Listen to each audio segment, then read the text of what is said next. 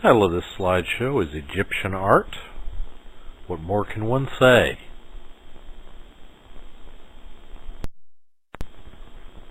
We're going to begin with the early dynastic period and the Old Kingdom and kind of have those two run together.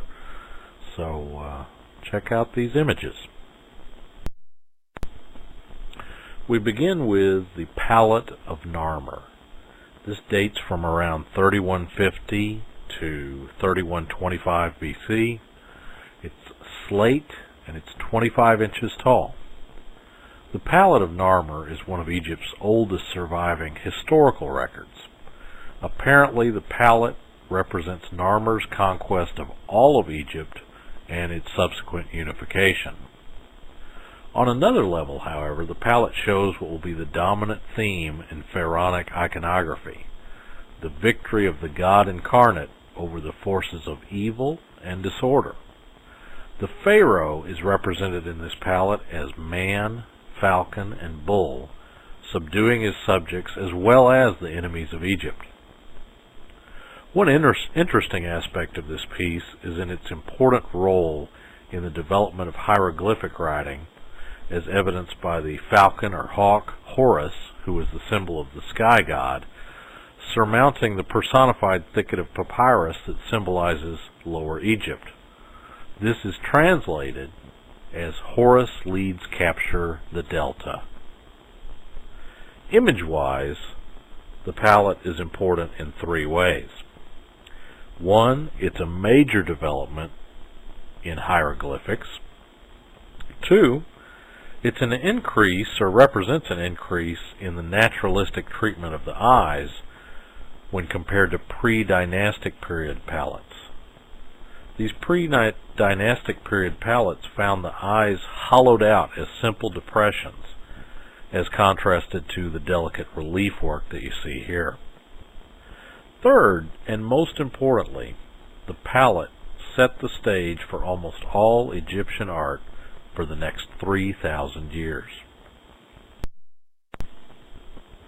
Now here we have the other side of the Palette of Narmer, and I want to discuss that formula for art that the Egyptians followed.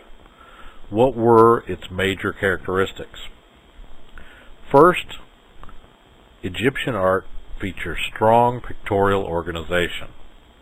The horizontal lines in this palette separate into bands the different elements of the palette. Now this image is in marked contrast to pre-dynastic palettes, which are very chaotic. Secondly, you see evidence of twisted perspective that we've already discussed when we were looking at the cave painters.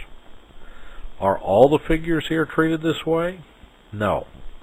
There is hierarchical ordering in the palette, as well as in the size of the figures. Look how you have Narmer much larger than anyone else on the palette. Now the palette is basically a battle scene. But is there a brutality and honesty to it? No. What we see here is the development of a highly formalized pictographic formula. This is a timeless statement that's being made here. The pharaoh, and by saying pharaoh I mean all pharaohs, are supreme, superhuman conquerors. This is a gesso-coated wooden board with a line drawing of King Thutmose III seated on a throne, and this is overlaid with a grid for transfer. This dates from around 1460 BC. When we look at this wooden board, we see the implied rules for depicting the figure. Grids such as these not only facilitated transferring a drawing to the wall of a tomb, but ensured that the correct proportions would be followed. Now what does that tell us about the role of the artist in ancient Egypt? Is he an artist, or is he merely a craftsman? Now one additional feature that we can deduce from drawing boards such as these is that it was very easy to delegate work duties by this canon of proportion. Okay, you might have one artist that would go in and do the drawing, you'd have another artist that would come in and do the color, and so on and so on. So they delegated the duties. It's not one artist that's responsible for any one work that we'll look at. Now, these rules indicate that these artists were not concerned with change. Is that typical of art today? Certainly not. Now, what might have accounted for this lack of interest in change or progress, what we might call progress in their art? The thing is, the Egyptians were very concerned with tradition, and tradition was of paramount importance in their culture. These works were not meant to be seen so much as, utilized. Okay? Why redesign the spoon, is the Egyptians' thought with respect to their canon of proportions.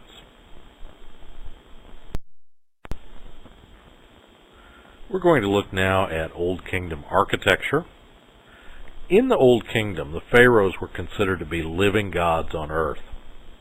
The pyramids and the Great Sphinx were built to represent their power. Toward the end of the Old Kingdom, the pharaoh's absolute power began to weaken. Early tombs were called mastabas. Mastabas were essentially rectangular stone structures that featured sloping sides.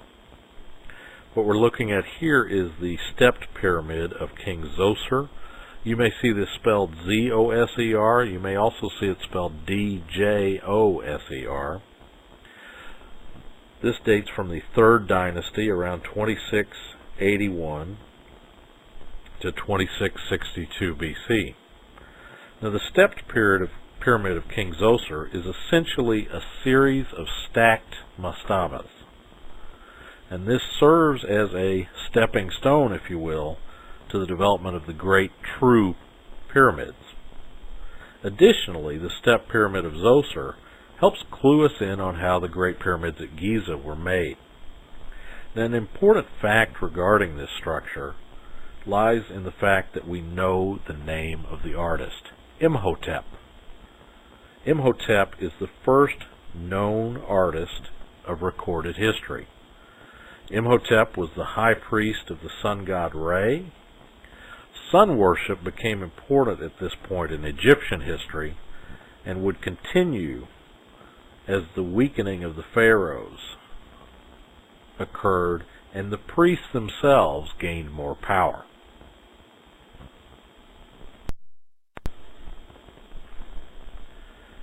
Now, here we have the Great Pyramids at Giza. These date from 2533 to 2515. That's the pyramid for Menkaure, also known as Mycerinus. The pyramid for Khafre is 2570 to 2544. He's also known as Chephren. And the pyramid for Khufu, dating from 2601 to 2528. He's also known as Cheops. Now, these great pyramids at Giza are considered to be one of the 7 wonders of the ancient world. The pharaohs of the 4th dynasty considered themselves to be the sons of Re, which influenced their choosing the pyramidal shape for their tombs.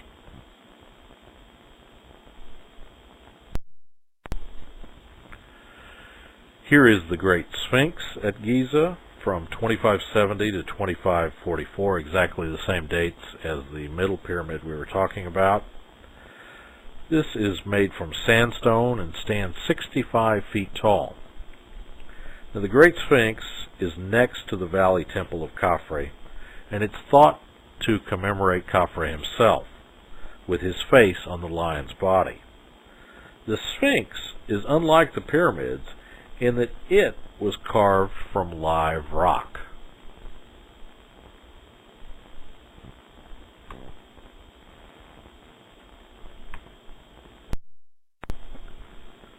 Here's another view that shows you a very good sense of what the face, the human face, on that lion's body looked like with the Great Sphinx.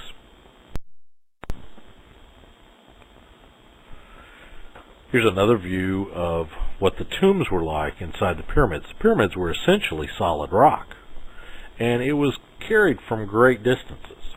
The pyramids were tremendous and continue to be tremendous feats of engineering. We're not talking about a group of builders that had modern surveying techniques at their disposal, yet if you go from one corner to an opposite corner of the pyramids, you'll find that they're less than half an inch off being absolutely level. They dig an intricate series of ditches and fill them with water and use that water that flowed through all of them as a level to determine what was exactly level for the pyramids. The stones were carried from great distances. Some people believe that slaves built them, but it's thought that it's a very small number of men that actually built the pyramids and that they did so of their own free will. However, some of the stones found on the tombs themselves are carved with inscriptions. Some of them identify the gang that created the pyramid. It might say the Vigorous Gang or something like that. But also some of the tombs feature writing that says, "How drunk is the king?"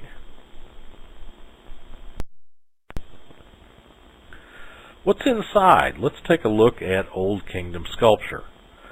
The magnificence of the pyramids themselves frequently obscure or minimize our knowledge, understanding, and appreciation of the magnificent images found inside these tombs. This is Khafre from his tomb from around 2500 BC. This sculpture is made of diorite, and it's 66 inches tall.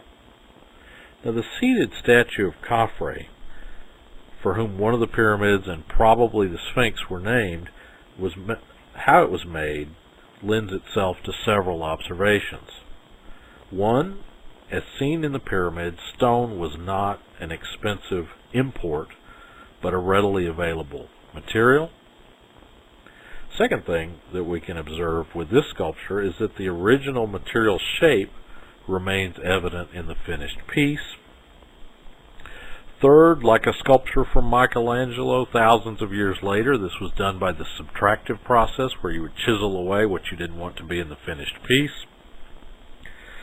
Fourth, and maybe most importantly, it's made of diorite, a super hard substance that's used to ensure permanence. Now, why would they want this statue to be so permanent? This was meant to last for an eternity. This sculpture was a substitute for the body. Should something happen to the mummy inside the tomb, which the Egyptians believed they would continue to need the body in the afterlife, should something happen to the mummy, this sculpture here would serve as a substitute body that the Ka, or their soul, could inhabit. You'll notice that little is projecting in this sculpture. It's important so that nothing will break. If you're going to actually use this as a body, you don't want an arm broken off, like we see with the Greek Venus de Milo. And the Egyptian canon of proportions is still followed here. In fact, if you'll look back to the wooden drawing board I showed you earlier, you'll see a great deal of similarity in the presentation of this sculptural figure with the drawing.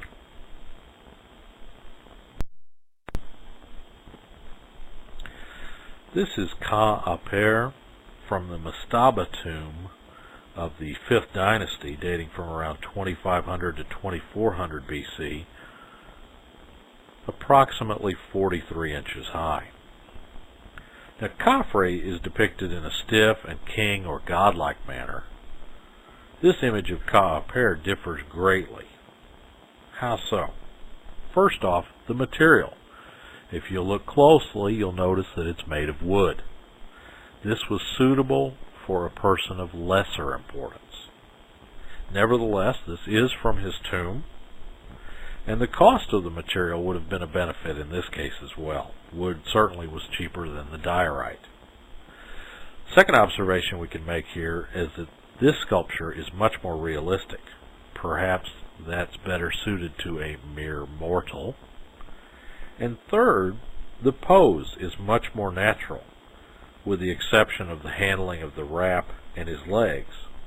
With the exception of those areas, it's quite natural, showing that the ability of the Egyptian artists was there to work in a freer manner, but that it was subordinated to serve the purpose of the pharaoh. How about a little Old Kingdom painting? This is a slide of geese, a detail of a fresco in the Mastaba tomb of Atet from the 4th dynasty, dating from 2600 to 2550 BC. This is tempera on plaster, approximately 18 inches high and 68 inches wide. Now these geese are from the tomb of Atet or Itet and are part of a greater scene showing her sons pulling a clap net shut over a pool covered with pond fowl in the marshlands. This was an essential theme of all later representations of country life. Additionally, there are ritual undertones of the destruction of evil manifestations. Now, these geese differ from representations of man in several ways. There is a natural or optical perspective employed here. Secondly, you see that these artists had a great eye for detail. And thirdly, they were concerned with illusion and very concerned with texture, which is a major element of realistic art to this day. Now, the Egyptians used the fresco secco technique. That's S-E-C-C-O, and fresco is F-R-E-S-C-O, as opposed to true fresco. The fresco secco technique involves painting on dry plaster, while true fresco involves working with the pigment on the plaster while it's wet. Generally speaking, true fresco lasts a good deal longer. Now, this motif will reappear as scenes in the tomb were meant to approximate life as closely as possible in order to serve that Ka for eternity. I think an interesting thing to think about is what our tombs would be like today. You know, certainly you'd have a satellite dish, you might have an automobile, you'd certainly have a TV, your cell phone, and so on. I'd want to have all my CDs with me. Great deal of things would be different from the Egyptians' tombs.